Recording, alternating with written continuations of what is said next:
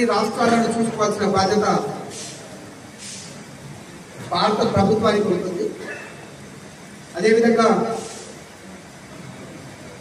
కొట్లాడి తీసుకొచ్చుకోవడానికి ఉన్న ఫోర్సెస్ కూడా అన్ని ప్రాంతాలకు సంబంధమైన ఎక్కడెక్కడ సమస్యలు ఉన్నాయో అక్కడ ఇంకా ఎక్కువ ఫండ్స్ పెట్టి చేసే బాధ్యత ఇక్కడ లోకల్గా ఉన్నటువంటి ప్రభుత్వాలకు కూడా ఉంటుంది. అందులో భాగంగానే ఈ కల్వకుర్తి పట్టణంలో కల్వకుర్తి కాన్స్టిట్యున్సీ ఆమండల్ పట్టణంలో కూడా